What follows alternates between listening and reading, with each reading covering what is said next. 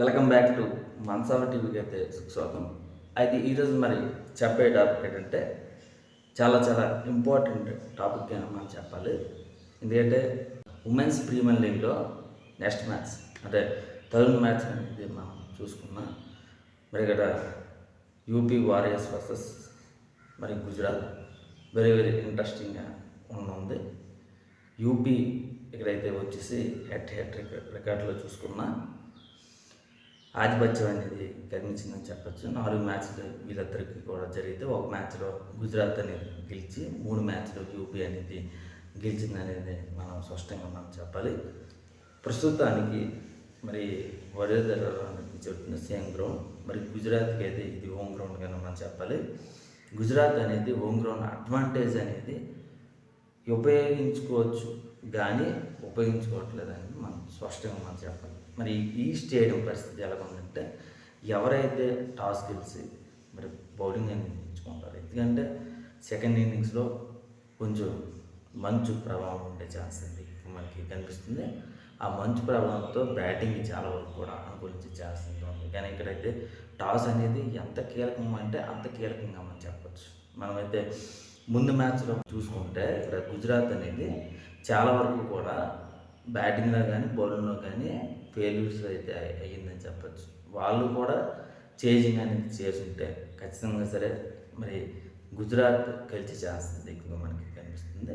అయితే కానీ అక్కడ టాస్ అనేది ఓడిపోవడం, అక్కడ ఆర్సీబీ టాస్ అనేది గెలవడం కూడా జరిగింది. 200+ అనేది నమోదు చేయడం కూడా జరిగింది. 200+ దాటించి మరి చేస్తే చాలా వరకు కూడా మరి చేంజింగ్ అనేది చాలా కష్టంగా మరి ఉండే ఛాన్స్ ఉంది. ప్రతిసారి కూడా చేంజింగ్ అనేది మరి చేయడం అనేది కష్టం.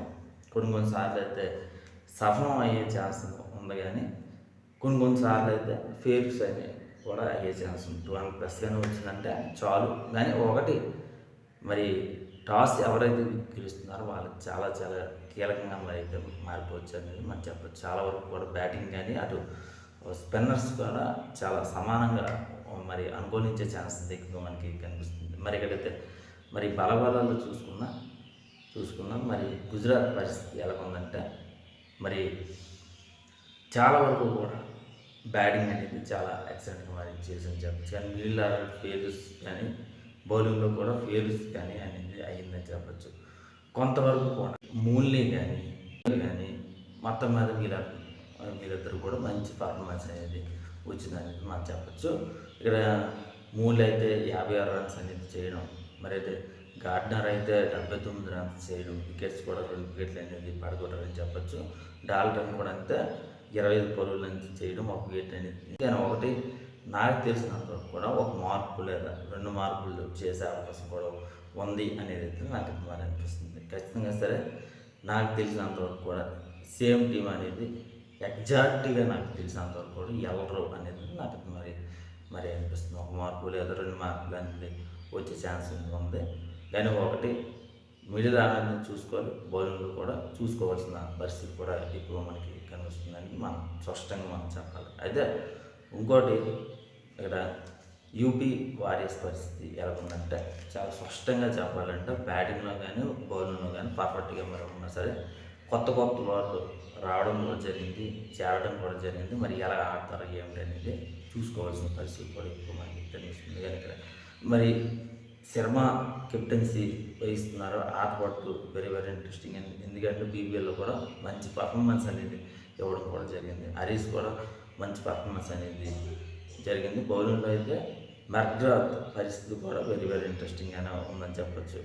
మరి హెన్రీ కూడా వెరీ వెరీ ఇంట్రెస్టింగ్గానే ఉందని చెప్పచ్చు. సుల్తానా కూడా వెరీ వెరీ ఇంట్రెస్టింగ్, బాగానే పర్ఫార్మెన్స్ అనేది చేయగలరని మరి చెప్పచ్చు. ఠాగూర్ కూడా వెరీ వెరీ ఇంట్రెస్టింగ్గానే ఉన్నారు అని చెప్పచ్చు. ఆల్రౌండర్స్ చాలా వరకు కూడా ఎక్కువ ఉన్నారు. బ్యాటింగ్ అయితే తక్కువ ఉన్నా సరే మరి ఆల్రౌండర్స్ పర్ఫార్మెన్స్ అంటే ఫాస్ట్ బౌల్లో కానీ స్పిన్నర్స్లో కానీ ఆల్రౌండర్స్లో చాలా వరకు కూడా పర్ఫెక్ట్గా మరి అయితే నాకు మరి కనిపించారని మనం స్పష్టంగా మనం చెప్పాలి. మరి ఇరు జట్లకి పరిస్థితి ఎలా ఉంది అంటే చాలా పర్ఫెక్ట్గా అయితే ఉంది. అటు బ్యాటింగ్లో కానీ బౌలింగ్లో కానీ మీరందరూ కూడా ఉన్నా సరే ఎక్కువగా నాకు యూపీ వారియర్స్కి నాకు ఓటు వేయాలి అనేది నాకు అనిపిస్తుంది. మరి యూపీ గెలిచే ఛాన్స్ ఎక్కువ మరి ఉంది. మరి కంబ్యాక్ అనేది గుజరాత్ ఇస్తారా లేకపోతే ఏంటని చూసుకుని ఫస్ట్.